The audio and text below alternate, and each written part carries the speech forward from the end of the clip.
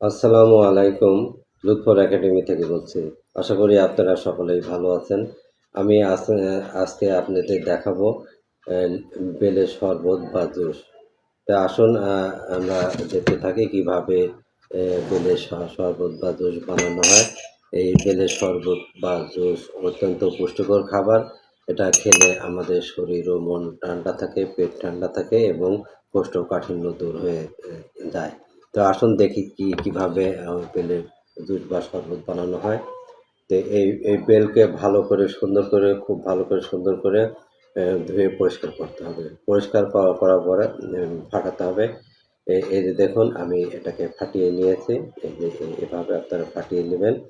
এখন এগুলো ফাটিয়ে নিয়ে হয়েছে। এখন একে আমরা এর মাংসগুলা হচ্ছে বাটির মধ্যে ছড়ায় রাখতে হবে।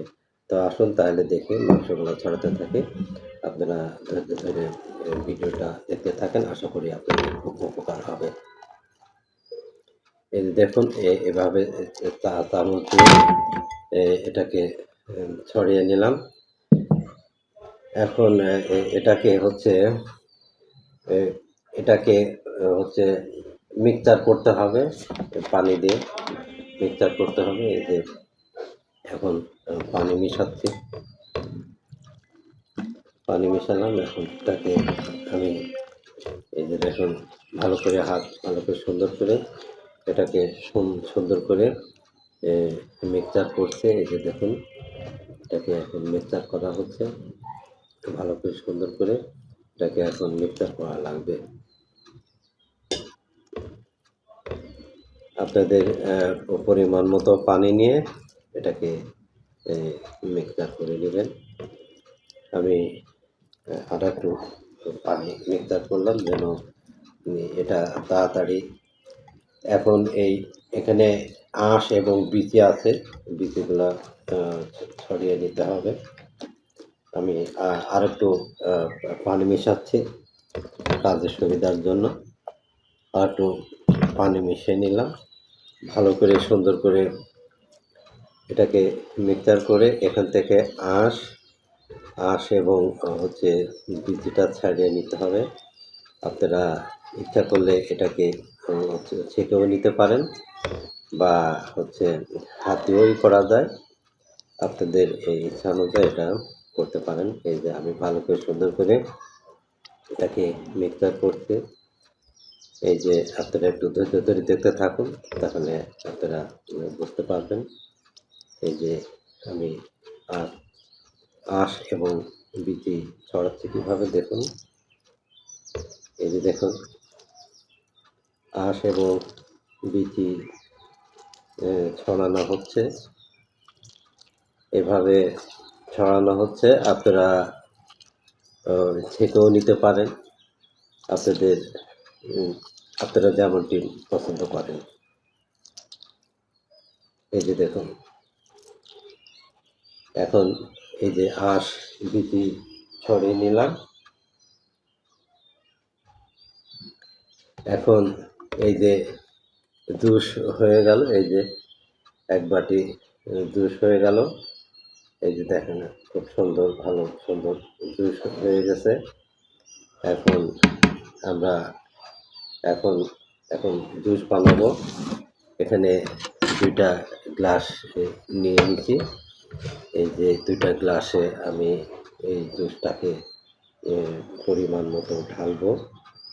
এই যে দেখুন ঢালছি। এই যে দেখুন জুস ঢালা হচ্ছে। পরিমাণ মতো জুস ঢালছি।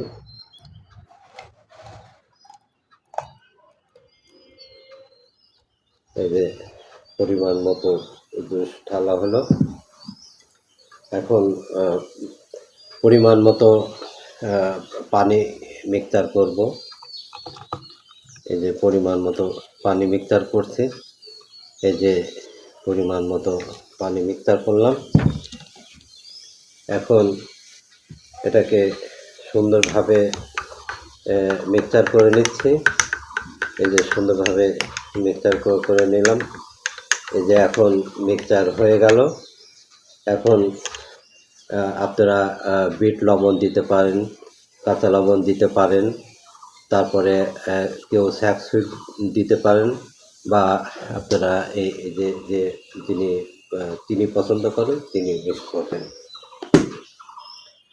এই যে আমি একটার মধ্যে চিনি মিক্সড করতেছি, এই যে দেখুন চিনি মিক্সড করলাম। এখন এটাকে ভালো করে সুন্দর করে নাড়াচাড়া করতে হবে। ভালো করে সুন্দর করে নাড়াচাড়া করছি। এই যে চিনি মিক্সড হয়ে গেল। এখন এই যে সুস্বাদু বেলের জুস হয়ে গেল। এখন আমি আপনাদের পরিবেশন করে দেখাবো কীভাবে খাওয়া লাগে। এই যে এখন আমি ভালো করে সুন্দর করে নাড়াচাড়া করছি। এই যে ভালো করে সুন্দর করে নাড়াচাড়া হয়ে গেল। এখন কিভাবে এই বেলের জুস পরিবেশন করা হয় তা আমি আপনাদের এখন দেখাবো। এখন আমি এটা খেয়ে দেখাবো কীভাবে খেতে হয়। এই যে দেখুন এখন আমি খাবো। এই যে দেখুন কীভাবে খাচ্ছি আমি।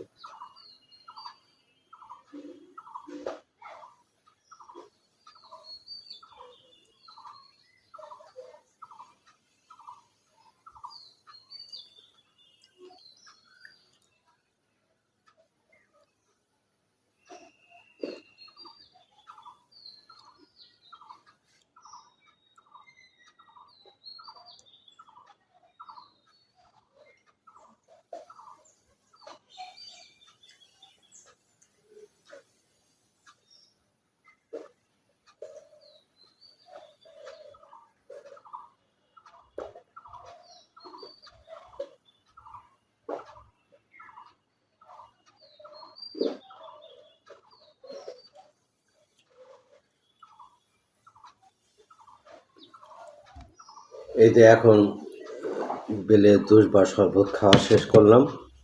এভাবে আপনারা বানাবেন, বানায় পরিবেশন করবেন, তাহলে আপনারা অনেকেই উপকৃত হবেন।